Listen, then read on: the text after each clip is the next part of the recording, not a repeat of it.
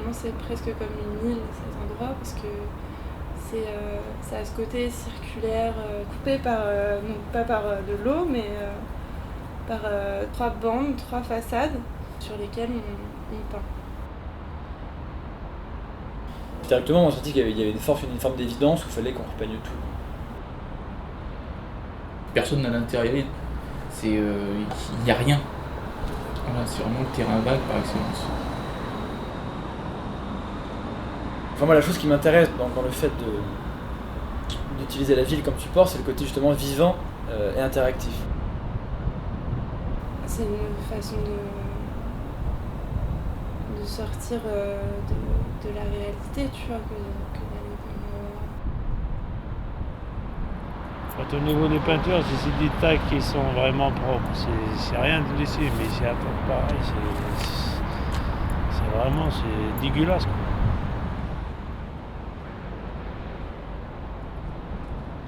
Tu peux tourner en rond longtemps comme ça là-dedans. Je suis arrivé là-dedans, je me suis perdu dedans et je suis resté longtemps dedans avant de comprendre qu'est-ce que je foutais là. À force de visiter le lieu, on découvrait au fur et à mesure. C'est tellement grand, tellement vaste qu'au début on croit tout voir. En fait, on voit qu'une toute petite parcelle, puis plus on passe du temps, plus on fouille, plus il grandit, quoi.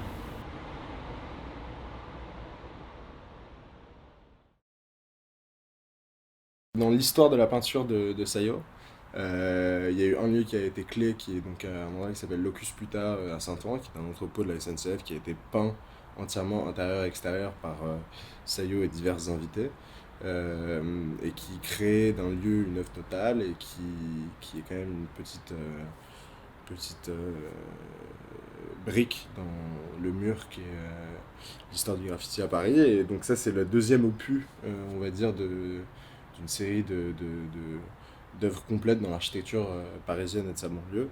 Et c'est très excitant de la voir se dérouler, surtout de pouvoir la suivre de son inception jusqu'à un aspect quasi final, où même les autorités s'en sont mêlées.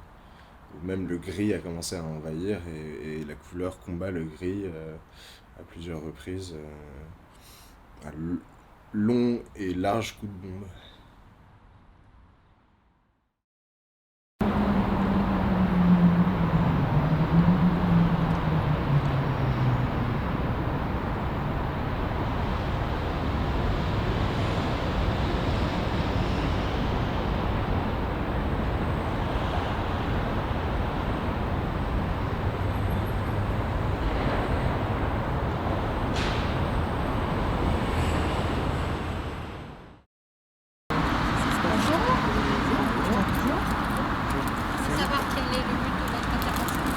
Le but de mon intervention, c'est de faire découvrir la ville et l'urbain, donc en confrontant un petit peu les gens à des endroits et à des ouvrages comme celui-ci. Je fais partie de l'association, ça s'appelle À travers Paris. On marche ici déjà depuis hyper longtemps. Et voilà. Et vous leur faites découvrir quoi ici? On leur fait découvrir l'infrastructure autoroutière. Ah, le bâtiment par Voilà, c'est ça. L'idée, c'est de marcher en dessous et de comprendre un petit peu les relations du piéton et la confrontation de l'urbain et du piéton. D'accord, donc je pensais que vous étiez venu pour voir les Bretagne comme ils faisaient. Je viens de les découvrir là, mais pour le coup, moi je suis une association de promenade urbaine et on marche. Ok, donc on est d'accord, vous n'êtes pas là pour les tags. Non. Non, parce que si on est venu les admirer, pour nous, c'est pas une admiration. Voilà, ok. Quand ils ont construit l'échangeur et le tronçon autoroutier, ils ont aussi construit un parking d'intérêt régional dessus. Ça a été fait en même temps dans la même foulée. Il y a la station de métro qui débouche au niveau des piles de l'autoroute. Et pendant des années, donc, ils ont réfléchi à ce qu'ils allaient faire en gros de ce qu'ils allaient mettre par-dessus le parking d'intérêt régional. Il y a eu plein de projets qui n'ont jamais abouti à quoi que ce soit.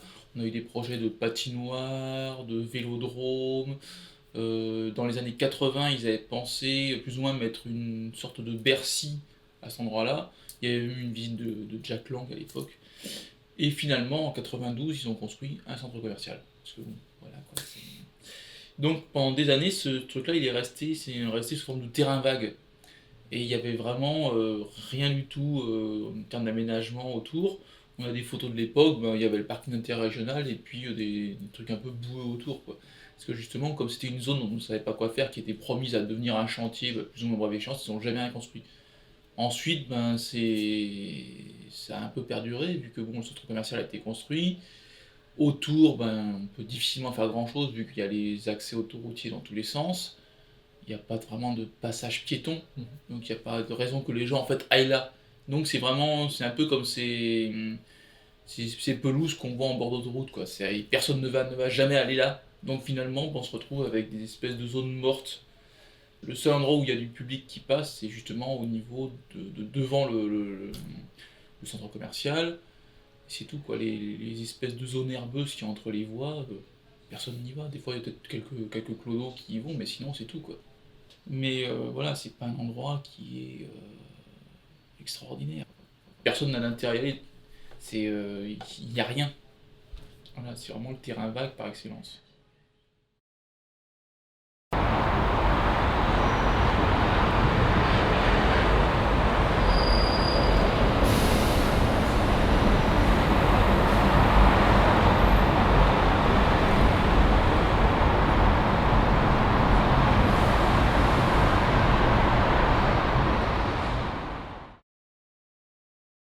Du coup, celle-ci, je note que c'est la première peinture qu'on a faite et je trouve que c'est peut-être la mieux que j'ai faite.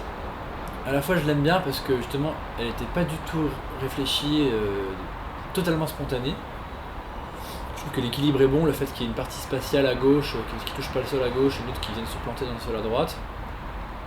Enfin, je trouve qu'elle a un peu un double relief, c'est-à-dire que je trouve qu'il y a vraiment une profondeur dans l'arrière-plan gris.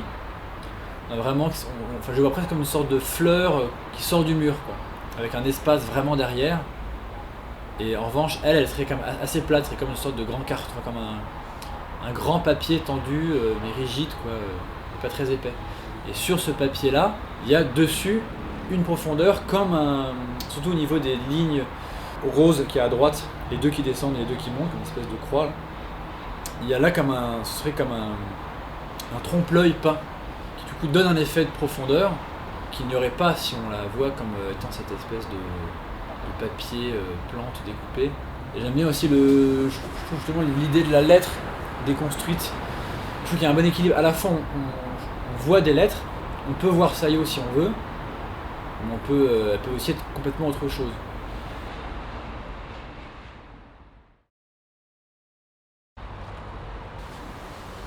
Celle-là, en fait, c'est la première qu'il a fait.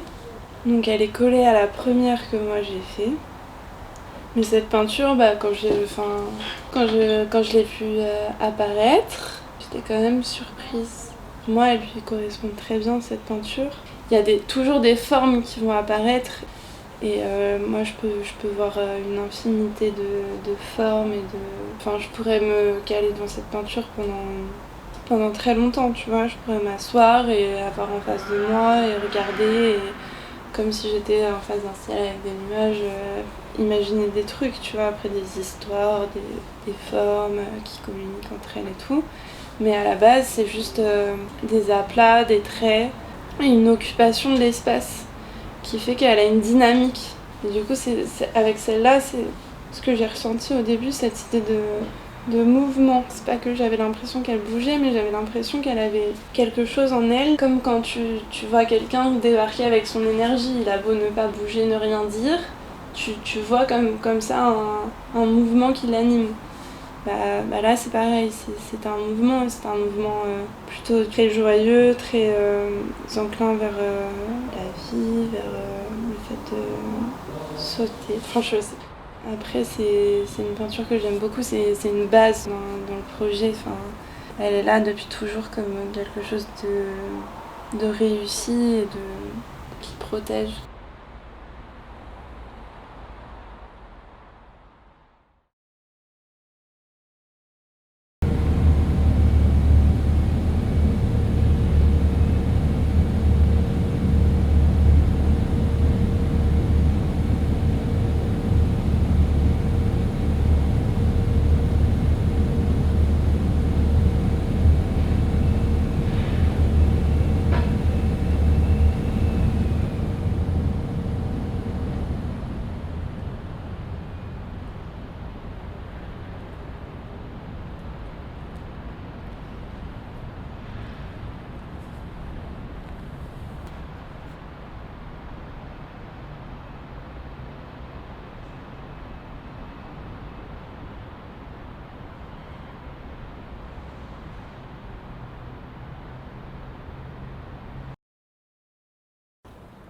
cette peinture de Juliette qui a été réalisée pendant tout le processus de réalisation, je dirais à la moitié ou au deuxième tiers, en 2 fois. Elle est vraiment très profonde dans ses strates. Je pense que le premier plan, il commence avec les lignes blanches qui sont quasiment centrées un tout petit peu à droite. Si on commence par cette première lumière, petit à petit, on peut rentrer en profondeur dans cette espèce d'espace camailleux de gris-noir qui vont jusqu'au fond, au bout, très très loin là-bas. Ça évoque un univers de montagne, à la fois une montagne sans neige tout au fond là-bas. Et en revanche, les premiers plans qui sont d'abord dans une sorte de neige presque immaculée, où elle est vraiment blanche. Il y a aussi une notion un peu de glace avec ces endroits bleu brillant, des fois vert émeraude. Au-delà d'un paysage ou d'un univers évocateur comme celui-ci, on peut aussi voir les personnages qui habiteraient dans cet univers. Par exemple, il y a un personnage qui est assez facile à trouver, qui revient souvent, qui est justement en haut de ces 2 lignes les plus blanches. Il y a une espèce de petit arrondi, comme une sorte d'étoile de mer ou de ballon de basket ou d'espèce d'araignée glacée qui forme un petit cercle. Et juste au-dessus, il y a des espèces de moustaches blanches qui vont devant, qui recouvrent l'araignée, qui ferait comme une sorte de nez en fait. Et juste au-dessus de ça, il y a 2 petites lignes noires qui feraient de manière assez claire des yeux fermés et bridés. Donc ça pourrait être une sorte de cochon mongol des neiges. Et on voit qu'il est presque chauve, c'est-à-dire qu'on voit au-dessus donc une espèce de courbe noire qui dessine son crâne. Alors après, on ne sait pas si il passe son bras au-dessus ou c'est comme une sorte de chapeau d'apiculteur.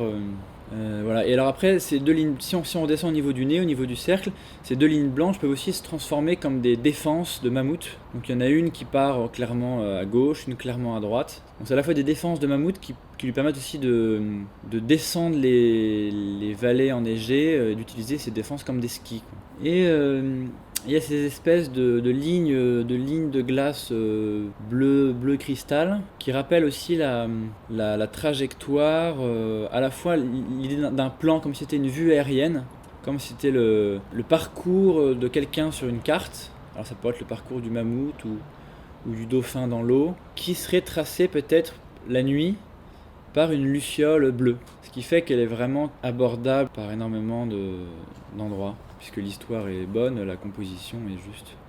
Je pense que le support, le sol et le mur, on dirait une caverne en fait. On dirait qu'on est dans l'intérieur d'une grotte.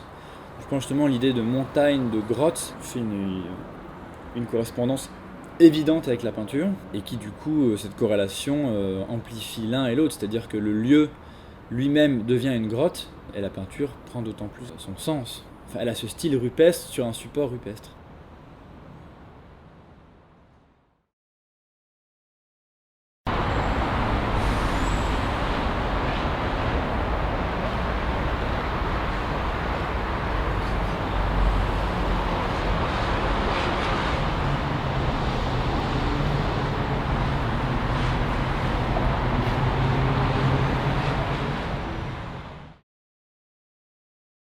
Un soir, j'étais dans le quartier de Galigny, j'ai emmené Paul là-bas, et parce que je trouvais l'endroit fou. Et il est lui aussi tombé amoureux de l'endroit. Il a eu un coup de cœur immédiat, je crois. Et a décidé d'en faire quelque chose de plus spectaculaire qu'il ne l'était. Et donc moi j'ai commencé, déjà il avait évolué avec ses anciens propriétaires, on va dire. Et il avait passé plusieurs étapes, de la première fois que j'avais rencontré le lieu, où il n'y avait qu'une seule peinture, il y en a eu petit à petit de plus en plus, jusqu'à arriver à une quinzaine environ, avec beaucoup de noms différents, mais surtout idée fixe d'une crew VON, volonté, qui se répétait, et qui avait mis son nom gigantesque avec écrit anti-flic au-dessus. C'était très très beau parce que le lieu était très puissant et ça donnait énormément d'importance à cette petite peinture par rapport à l'immensité du lieu. Et après ça, en fait, le plus gros choc a été le premier retour depuis ça. Depuis le soir où je l'ai montré à Paul, c'était le retour. Ça a dû être 3 semaines ou un mois plus tard. Il m'avait annoncé qu'il travaillait déjà un peu sur le lieu, qu'il avait bien aimé, et je me suis dit que j'allais le voir. Je sortais d'un endroit non loin des Mercuriales. Et j'y suis allé et ça a été un choc visuel extrêmement intense parce que l'endroit avait radicalement changé, les tons de couleurs avaient radicalement changé, l'ambiance générale des signes et des scripts sur les murs avait radicalement changé, c'était devenu beaucoup plus abstrait, beaucoup plus prononcé parfois, beaucoup plus flou aussi à d'autres moments. Et c'était vraiment une redécouverte d'un endroit que je connaissais déjà quand même assez bien. Sous un prisme tout à fait unique à un artiste qui a compris ce lieu dans son entièreté et qui a vu le potentiel qu'il pouvait y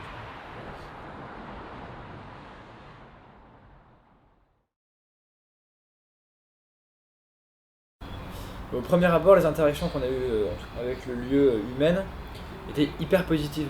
Au départ, on a rencontré des Espagnols qui vivaient dans un des cabanons. Et très vite, on s'est mis à sympathiser, échanger, on est devenus amis.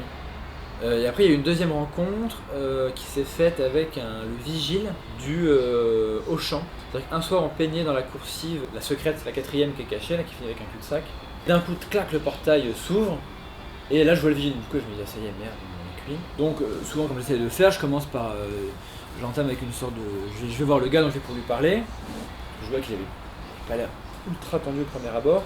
Et là, je t'avoue que j'étais bien ivre. Je commence à raconter une espèce d'histoire complètement farfelue, folklorique, en disant qu'il y a un projet avec les enfants de la ville, qu'on fait ça la journée, mais qu'on n'a pas pu finir les jours précédents, donc on a dû revenir la nuit. Que les enfants handicapés, qu'il y en a un qui est tombé dans un ravin, mais il est resté accroché par son t-shirt, qu'il a eu un travail. Du coup, je parle d'une espèce d'histoire complètement inventée, complètement incroyable. À la fois un peu pour impressionner, enfin pour faire rire Juliette, pour une sorte de mise en scène, et en même temps je voyais que plus je racontais n'importe quoi, plus le type ça l'impressionnait, et plus ça le calmait, ça le tempérait, et il oubliait l'origine de pourquoi il était venu. Et du coup c'est très bien passé, donc le type s'est mis à nous poser des questions, à devenir curieux, positif, et il nous a laissé par une espèce de moment un peu d'hypnose étrange, une espèce de mini piécette de théâtre improvisée, qui a réussi à intervertir les polarités. Le lieu, en tout cas pour moi, il se matérialise sous une infinité de formes, et notamment sous ses présences humaines, là quoi.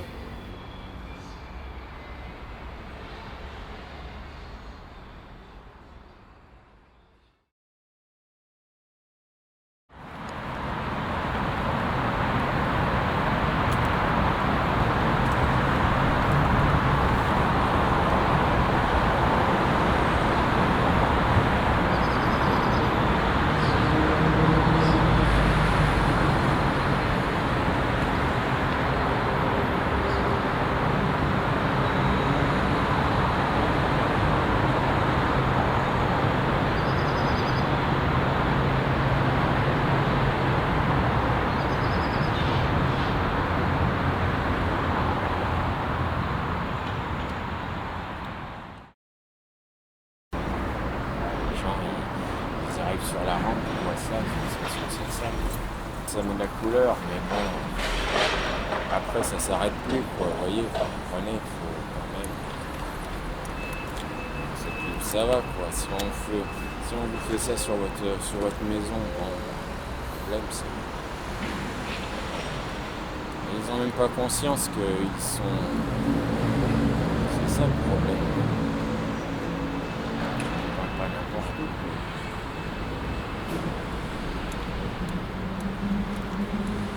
Des fois c'est n'importe quoi, limite la couleur. Vous voyez, ça va. Des fois c'est des barbouillages. Regardez c'est quoi ça. C'est pas des barbouillages. Avant il y avait un truc qui font des barbouillages. Je sais pas, des feuilles, des trucs. Moi je vous dis, il y a mon collègue qui va venir tout peindre tout ça. À mettre du gris, quoi, que ça fasse propre, quoi. Là, ils ont peint la porte métallique. Nous, il faut qu'on achète de la peinture métallique pour peindre ça.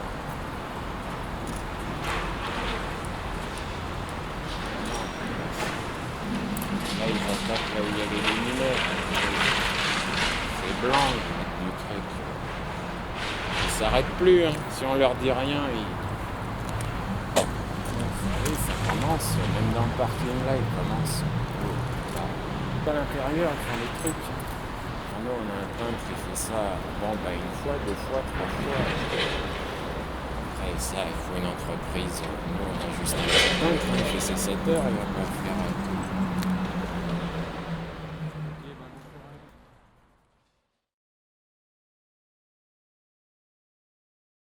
Je pense que ça fait bien 4 ans que je viens régulièrement, au moins une fois tous les 2-3 mois quand je fais des balades.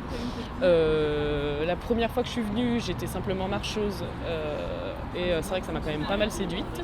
Mais toujours est-il que je trouve que c'est un endroit qui mérite d'avoir un regard, un nouveau regard, quoi. Mais ne serait-ce que prendre le temps de se rendre ici, en fait. On est toujours confronté au tag, mais là, pour le coup, il y a vraiment un côté bulle dans cet endroit, non seulement parce que c'est une sorte de voûte aussi qu'on a un petit peu autour de nous, et qui crée vraiment, je trouve, ce microcosme. Et en fait, mais même d'emmener des gens différents à chaque fois aussi. D'être confronté à des réactions tout le temps différentes, et de moi percevoir un petit peu et de modifier plus ou moins mon commentaire. Je peux être parfois délibérément un petit peu provocante et leur dire que je trouve ça merveilleux, blablabla, pour créer un petit peu un dialogue qui se crée, et notamment aussi sur le tag, c'est le même combat finalement.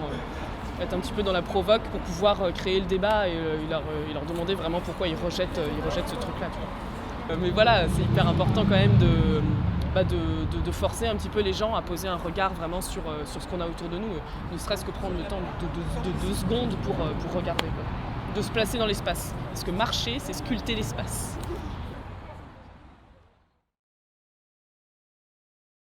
Il a commencé à y avoir une relation un peu plus forte avec le lieu. On va dire c'est quand il a commencé à se rebeller un peu, quoi. Quand il a commencé à interagir, mais pas de manière passive, mais de manière active. C'est-à-dire quand les voitures roulent, ou quand la lumière change, ou quand il va pleuvoir, ou quand il y a le bruit des arbres, etc. Ça reste passif, c'est-à-dire que c'est quand même des choses qui gravitent autour du lieu. En revanche, ce qui s'est passé pour moi quand le lieu vraiment s'est mis à agir par lui-même, c'est la première fois que la moitié des peintures qu'on avait faites, c'était entièrement peint en gris. Donc là, pour le coup, il y avait une interaction plus forte que les précédentes, qui était par la disparition des peintures. Du coup, ça m'a interpellé, ça m'a beaucoup plu, parce que justement, j'ai vraiment vu le lieu vivre et bouger. Donc nous, immédiatement, le soir même, on est venu repeindre sur ce mur qui était à nouveau redevenu gris.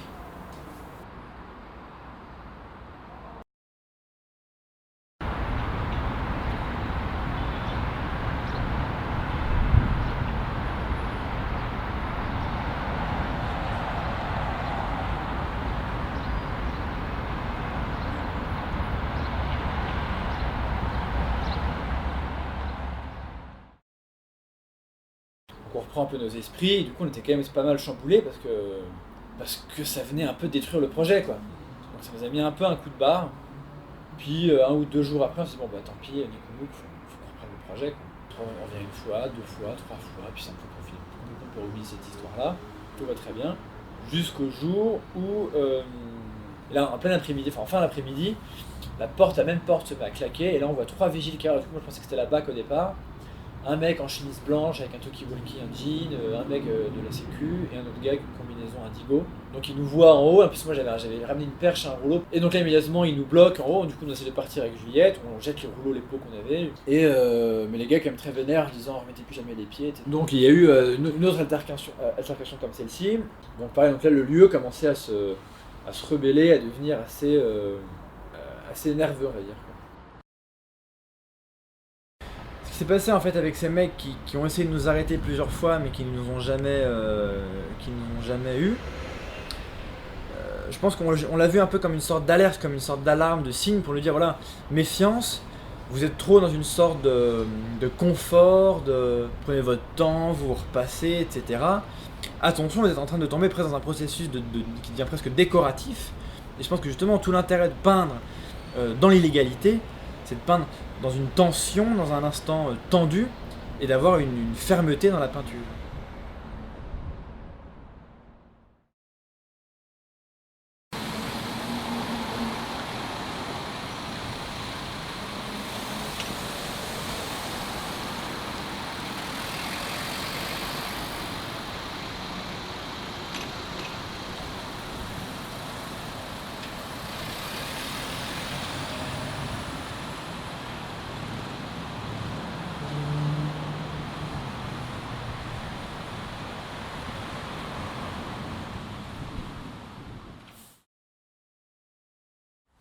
En fait, au début, c'était juste une signature, parce qu'on avait des grandes bombes chrome, et donc j'ai écrit vent, justement avec la puissance de la bombe et le trait très épais que ça faisait sur le mur. C'était déjà presque une peinture.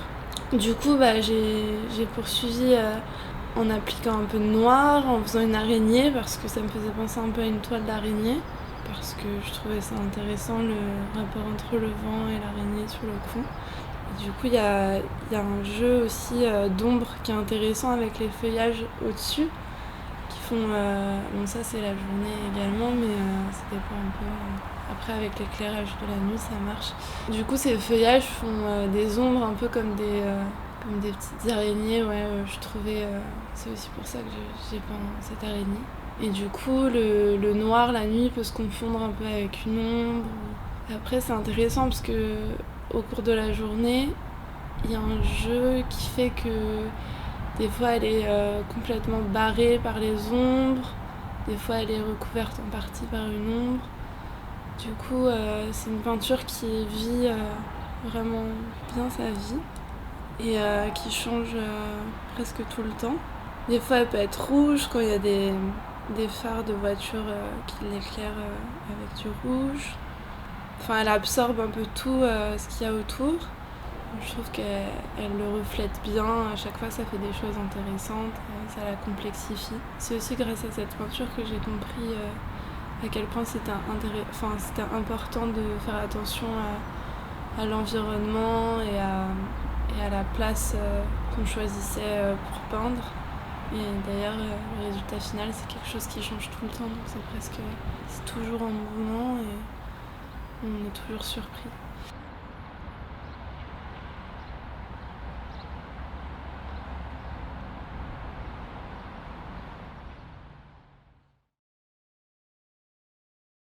Donc cette peinture de Juliette, c'est une de mes préférées. Je l'aime beaucoup parce qu'en fait on la voit pas d'abord. Elle fait plus exister ce qu'il y a autour qu'elle-même, c'est-à-dire la présence du feuillage au-dessus qui est extrêmement puissante, encore plus avec les ombres.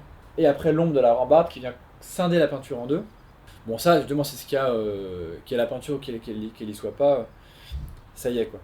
Mais justement c'est là qu'intervient Juliette, c'est que justement on voit très bien qu'elle capte le lieu et qu'une fois qu'elle l'a capté, elle va fusionner avec lui. Donc par exemple si on prend la petite forme noire à droite, et même d'ailleurs aussi les formes, toutes les grandes formes chrome en haut, on voit qu'elle s'imbrique bien dans le lieu mais aussi avec les ombres, les feuillages, qu'il y a vraiment une continuité, il y a un flow, il y a une danse, en tout cas il y a une harmonie qui se crée quoi. On sent que l'espace est totalement exploité, est mis en valeur et éclaté quoi, comme un arôme. Enfin, il est totalement exploité, utilisé, conscientisé quoi. Il est compris quoi. Et du coup transformé aussi.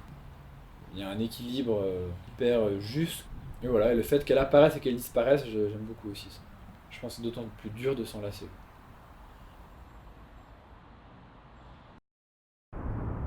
Ah, c'est-à-dire le graffiti, c'est actuel. Moi, je trouve actuel, c'est moche. Moi, je suis très d'accord avec des genres de choses comme ça parce que on a fait tous les deux les études de l'art. Mais moi, à mon avis, il est très mal fait. On peut faire des choses bien. On peut faire des choses beaux, mais pas dans ce niveau-là.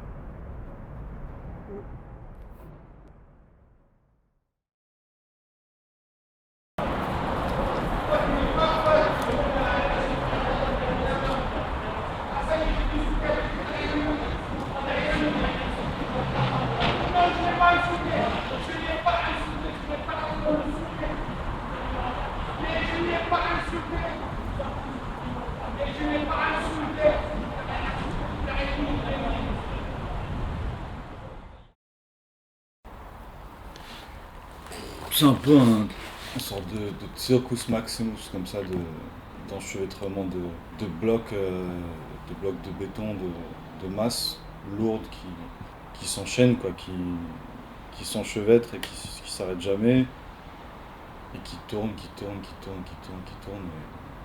tu peux tourner en rond longtemps comme ça là-dedans. Je suis arrivé là-dedans, je me suis perdu dedans, je suis resté longtemps dedans avant de comprendre qu'est-ce que je foutais là. Et je suis retourné pas mal de fois, sans vraiment savoir pourquoi.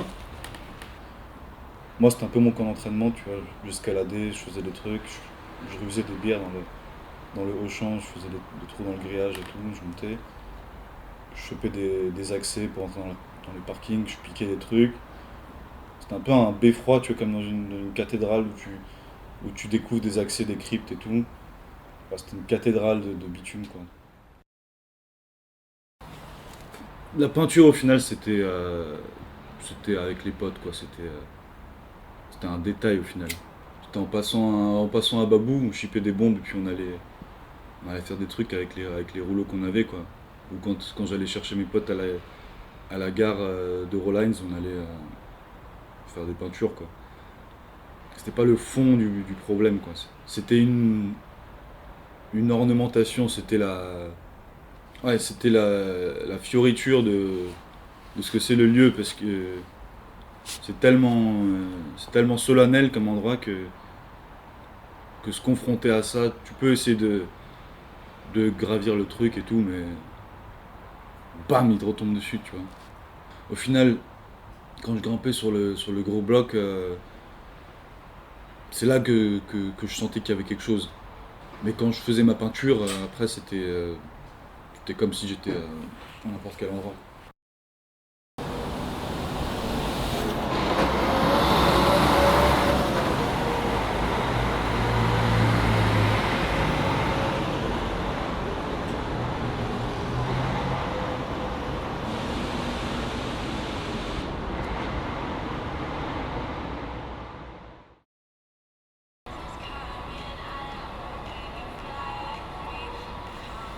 Votre attention, s'il vous plaît. Les passagers suivants, Milanesh Alina et Margel Kostika, sont priés de se présenter de toute urgence au guichet R pour un enregistrement. Votre attention, s'il vous plaît. Les passagers Milanesh Alina et Margel Kostika sont priés de se rendre au guichet R de toute urgence pour un enregistrement. Your attention, please.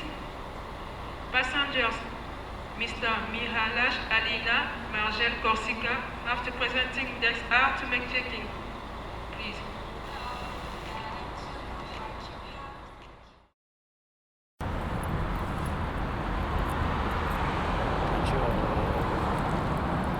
Au niveau des peintures, c'est des détails qui sont vraiment propres.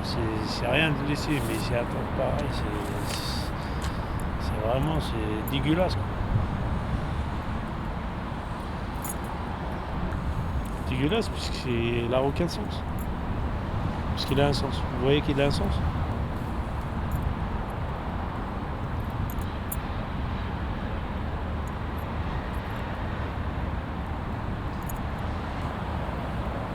Chacun a son opinion, hein. Différentes des responsables, différentes opinions. Chacun a son opinion. Mon opinion, c'est dégueulasse. Il n'a pas aucun sens. Il n'a aucun sens. C'est juste de faire saler les murs, c'est tout. Pour s'amuser. Moi, je vois ça.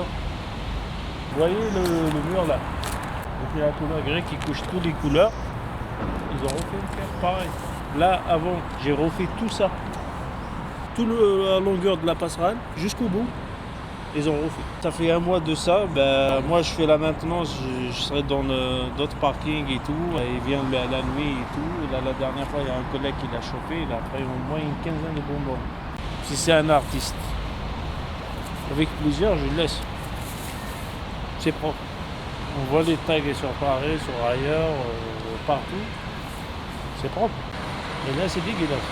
C'est dégueulasse. Il y a quoi? C'est juste des petites couleurs, des trucs qui est bizarre. Il n'y a rien, il n'y a pas de son, il n'y a pas une image vraiment correcte. Voilà. Parce que vous voyez quelque chose qui vous attire l'œil. On a bien les peintures, on a bien les couleurs, mais ça c'est n'importe quoi.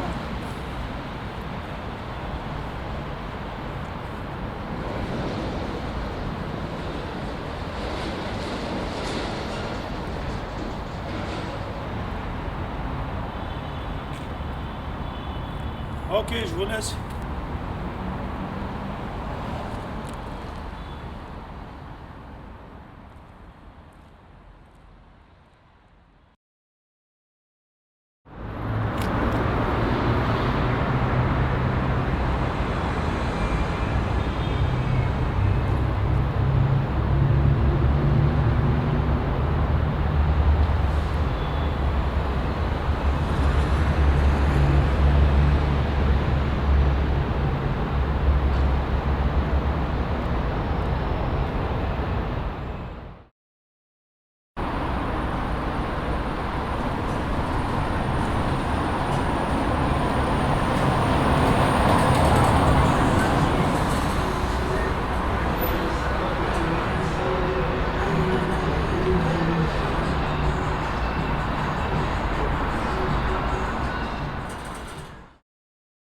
l'autre gros choc, j'avais vu à travers quelques indices laissés sur les réseaux sociaux qu'un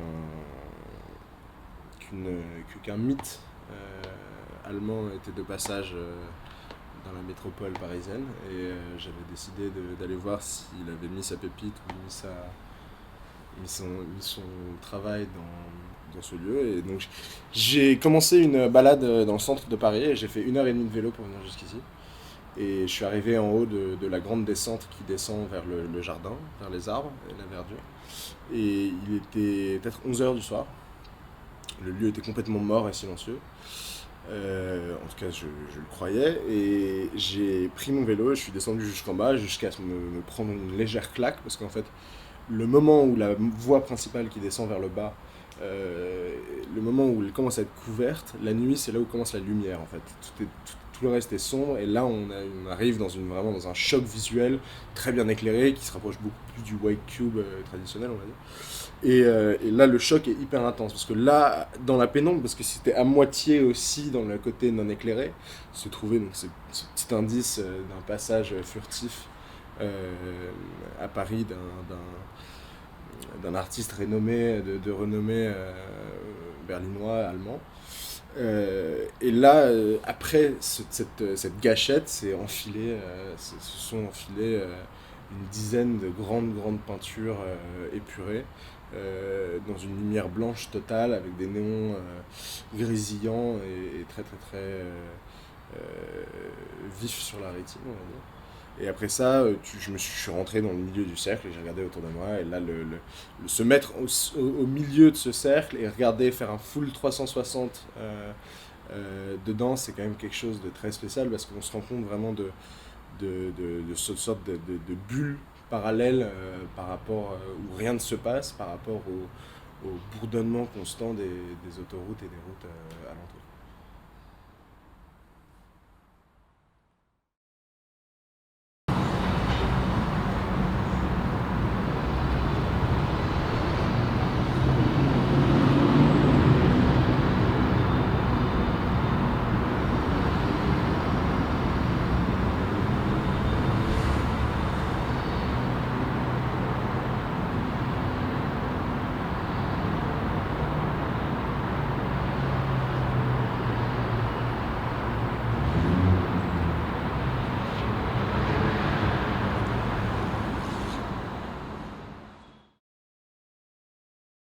Les deux clochards et un signe vilain. When we came here by night, crossing several driveways to select the one leading to the pit, we walked down, or more precisely, flushed ourselves down one of the city drains. That is the way of the snakes, just arrived in Paris and straight into the waste. It's always deeply energizing to wander through these nightly abandoned facility structures. There is the charm of breezing summer meadows, forests, and so on. And there is the final romance of rock-solid concrete architectures. Outside the public view, the non-walking areas. Brut for the soft eyes, yet heavy, functional and nicely conceived to resist and to support the daily supply logistics, garbage removal, and all that backyard business.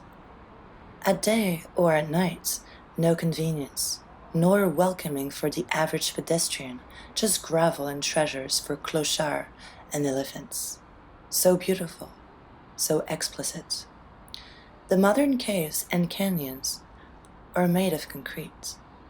Arriving at the bottom of the Mercurial Towers is like being below sea level, and almost the whole area is already infested by Juliette and Sayo. A full rampage of contemporary cave paintings of indecipherable scripts through written phantasms made of past terrors, of dinosaurs and hunchbacks. A future version of the prehistoric Chauvet cave in the Wagner Herzog's Cave of Forgetting Dreams, but with anger dreams. Even though this place seems forgotten at night, I am already enjoying the picture of the rising dreams of vengeance and fury of the daytime security staff. The reliable passion of personal attention to a matter. In particular, if such a sudden and incomprehensible enormity intrudes the daily routine and the personal field of accountability. The transformation of an employed indifference into personal rage, highly entertaining in the night, dazed from a scattered day. We followed the half-light underneath the driveway, where a faction of beggars and outcasts are just strange in sleep. Common encounters in these hidden dead ends. In the old caves, the inhabitants are gone. In these modern caves, the number of inhabitants seem to be constantly growing. The colorful written infections reached deep, so we continued walking deeper. We walked through the lying residence, without a word, and I inhaled my favorite air of unease and mutual suspicion. It's like you walk through someone's parlor at night. Then Sayo, with the shadow of a slug, creeped up to one of them. Later, he told me this was one of the leaders of the Army of Beggars of the South, a valuable friend and Juliet's cousin. Sayo asked him about unusual movements around here, but he said there is nothing to worry about, for now. I stayed back in the deeper dark, and I changed my shadow from slug to the shadow of a vulture. I ate a few hands full of earth, as usual, to understand the place. When Sayo finally creeped back to me, I lost my consciousness for the time being. The earth was maybe more toxic than I assumed. The next day, I could see the nacreous infestation was increased, and also my initial premonitions were confirmed. The security of the Mercurial Towers decided not to be enchanted by these thorns of virtuosity beyond control. So, they striked out to cut down the overgrowing vine and the excess of encrypted intentions. They tried to sneak close, and we started to laugh. Parce que les grands et les petits clochards, les bourdons, les dinosaures, the penguins, the antelopes, eat up the minor efforts of the angry man with shoreless crypts in sucking passion, in forever love, with invisible sensations, with the grand and allegedly ignorance, the cultivated trivia and mastered insignificance of the never-ending or constantly deferred meaning. Clint 176.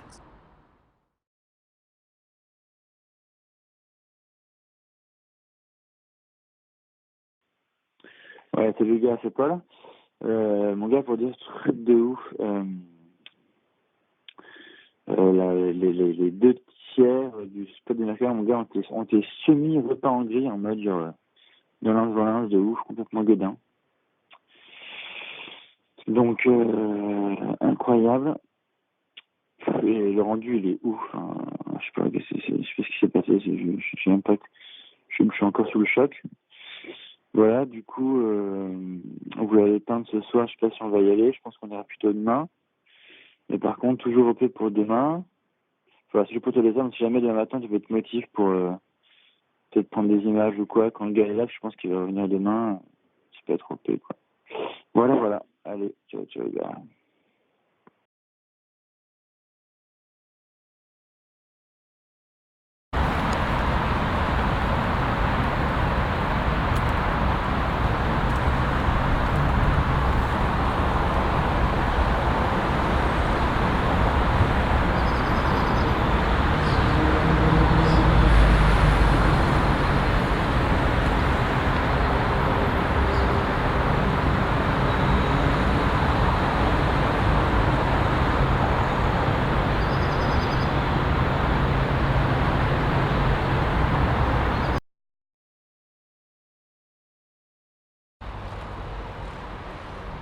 Donc moi quand j'ai vu ça, j'ai vraiment vu un jeu et une réponse picturale à notre première proposition qui est déjà, on avait déjà quand même bien travaillé, recouverte, on avait mis de la colle, des paillettes, des pavillons, c'est déjà assez riche. Il y a un jeu pictural extrêmement, je trouve, juste, drôle. Je trouve ces aplats gris très très beaux. Moi je trouve que c'est peut-être ce qui est le plus beau dans ce qui a été fait en termes de peinture dans le lieu, c'est presque ça qui me touche le plus peut-être.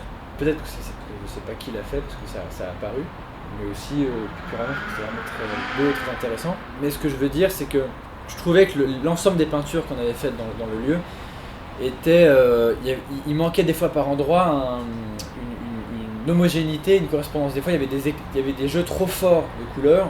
En tout cas il y avait des zones trop riches que je trouvais gênantes ou déséquilibrantes. Voilà, un truc qu'il manquait un équilibre dans le choix des couleurs et dans les formes qui n'étaient pas assez réfléchis. Et le fait que du coup ces nouvelles taches, ces nouveaux signes gris, ces nouvelles marques grises apparaissent, pour moi c'est impossible de faire mieux, quoi. Et c'est le lieu qui l'a fait, quoi.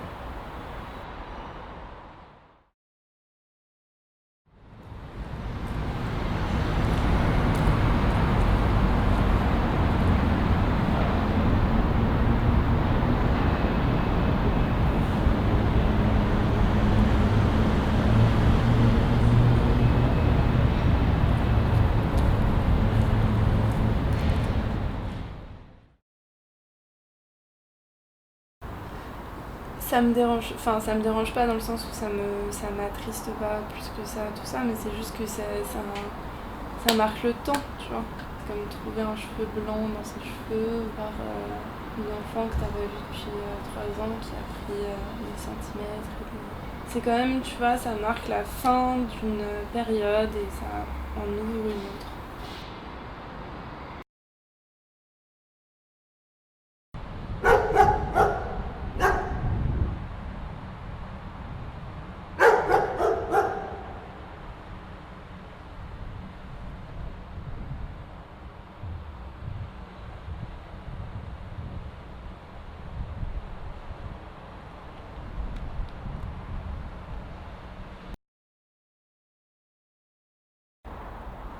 En retournant là-bas, c'est une autre lecture, une autre manière de voir les choses, dimension quoi, un autre aspect que j'avais pas forcément exploré. Je trouve ça intéressant comme manière de voir les choses. Il fallait que ça se fasse parce que c'est un lieu qui se prête à être violé par la couleur dans tous les sens. Il méritait ça, quoi. Il avait besoin de ça. Et surtout le fait que ça se fasse repeindre et que ça reprenne à chaque fois comme une sorte de gangrène, comme une maladie qui s'arrête jamais.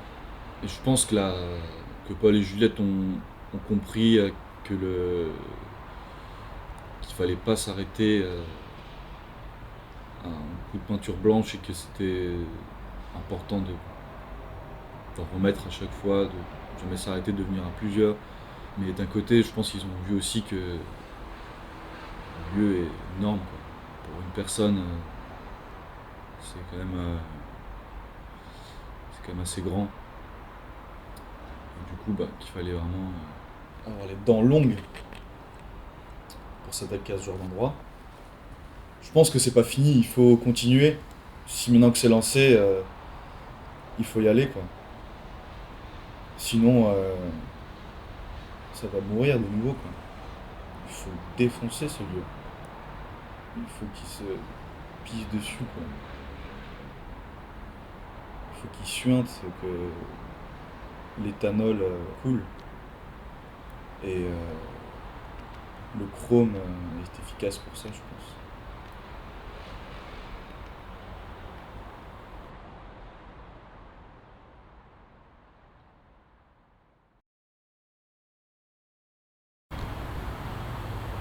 Aujourd'hui, c'est un jour particulier parce que du coup, on va peindre sous les néons. Et du coup, ça, c'est un truc où, depuis le début, on regarde ces murs sous les néons et on se dit un jour, on va tout couvrir comme ça, de mots, mais c'est des mots qui, du coup, partent avec le geste. Et j'ai hâte parce qu'à chaque fois, c'est super de finalement se mettre comme ça dans une énergie, prendre la bombe dans sa main, partir à fond dans son délire entre guillemets et j'ai envie d'aller jusqu'au bout et de peindre effectivement tout comme on l'avait dit au début. Là on est plus à la fin du projet parce que du coup on en est à cette étape et que cette étape On l'avait en ligne de mire au début, quand on est arrivé.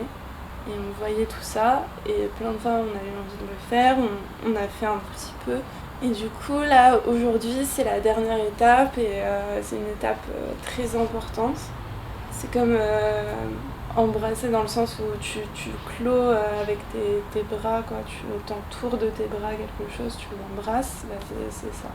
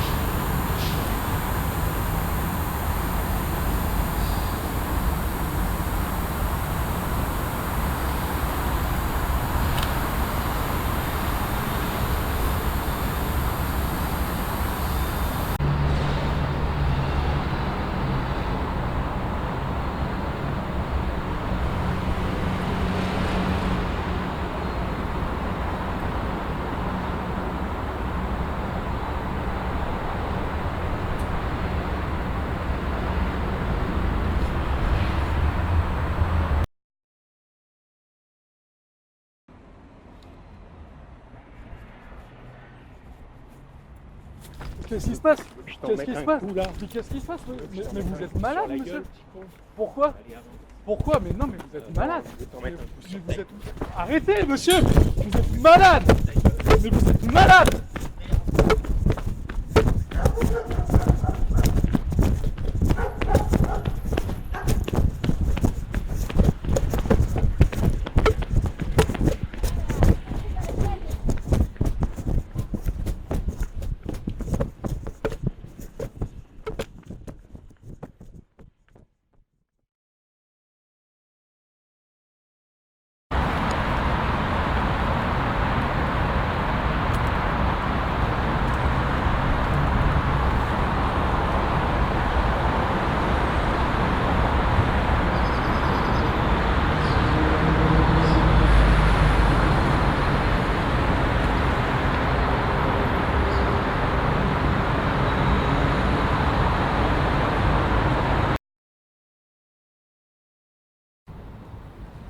Qu'il faut se dire, c'est bien sûr, c'est un lieu qui est vivant, et quand nous on sera quand on n'est pas là, bien sûr, il continue à vivre, mais une fois que notre projet, que ce qu'on aura eu à faire dans ce lieu sera terminé pour nous, le lieu bien sûr continuera à vivre, et surtout ce qu'on a fait ne peut pas disparaître en fait. Ce sera juste une strate supplémentaire à l'histoire, quoi. Il ne disparaîtra jamais. Et qui va continuer à vivre. Donc, je pense que c'est aussi comme ça qu'il faut le voir, et c'est comme ça que c'est très beau, quoi. Parce que c'est dans la continuité et dans l'évolution. Justement, c'est pas du tout un projet fermé, c'est pour ça que l'idée du cercle m'intéresse, parce que c'est un projet qui est censé tourner et s'ouvrir, enfin un projet. L'idée du processus, c'est ça, c'est de le voir comme ça, comme un champ ouvert et pas un champ fermé.